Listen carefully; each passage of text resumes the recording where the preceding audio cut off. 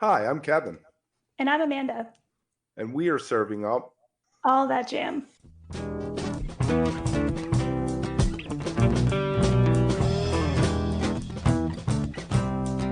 All That Jam, Quick Hit.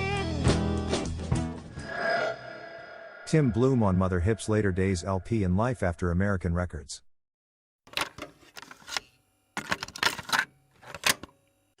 right. And then a year later, maybe a year and a half later, you were kind of free of American records after the shootout. Yeah, we put out Shootout, and those are both. I'm proud of both of those They're records. solid albums. They're really solid albums. Thank you. Thanks for saying so. I mean, when I hear them now, I hear all the things that I wish I would have, maybe taken some more time or Hindsight. yeah, I like it. Like I wish that Rick Rubin could have produced those records. It would have been very what a wonderful opportunity that would have been. But we were very fixed on. And we had co-producers. Neil King was a very talented engineer that worked on those records with us, and we were kind of co-producing it with him. But we liked the idea of producing our own music so much. And then, of course, Paul Hoagland he produced Back to the Grotto, and he also was very, very involved in producing Part Timer Goes Full, and extremely talented musical genius, basically. And he ended up being our bass player later on in our career. But we wanted to have control. We really had a vision, and we were very protective of our unique thing that we had going. And in retrospect, it would have been cool if we could have found a producer that was really good at producing records, that could have seen our vision and helped us to realize it. I think we weren't able to fully realize the visions that we had until quite a bit later. Right. Now, your next album was Later Days, and that was on your own. And I feel like you guys came into more. It wasn't what it was before. It was countryer. It was focused. It was more song based, and I feel like you really nailed it with that one. Well, that's very kind of you. Yeah, thank you.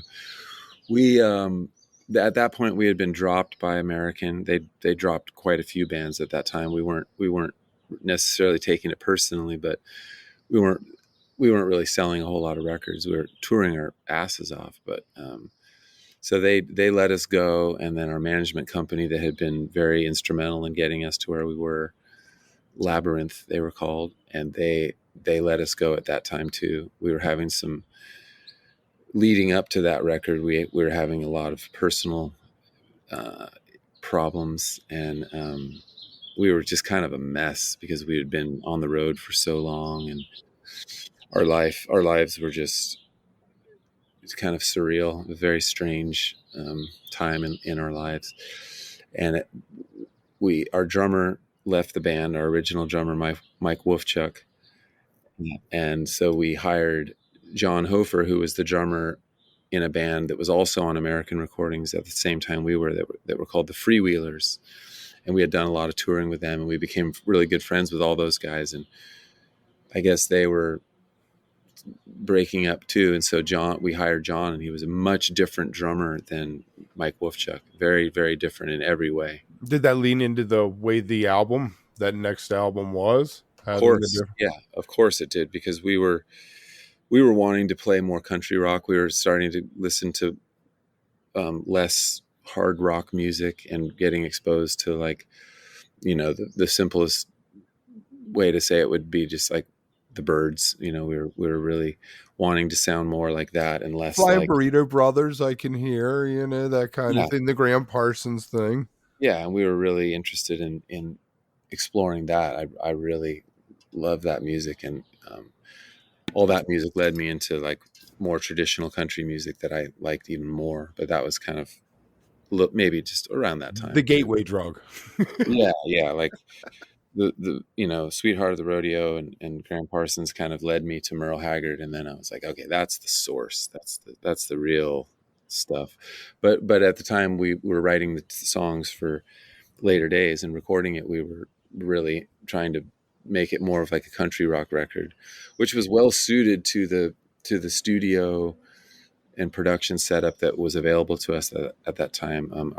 Our friend who was the bass player in John's old band, the Freewheelers, had bought like a 1-inch 16-track tape machine, and he had set it up in his parents' pool house, and he basically recorded Later Days for us for free. He just wanted to do it, and so we just hung out at this pool house. It was in Beverly Hills, and he didn't really have a great mic collection or great mic pre's or anything like that, and it was very elemental, and it was very back to the basics compared to the studios that we had been working in on the 2 previous releases. And so Right. I think that is reflected in the way the record sounds and the way that it feels. If you are enjoying All That Jam, please like and subscribe to our social media channels at All That Jam Pod on Twitter, Instagram, and Facebook, or visit our website, allthatjampod.com. Make sure to sign up for our email list and tune in every week for new episodes. Also, look for full interviews on our YouTube channel. And remember, stay beautiful, but don't stay underground too long.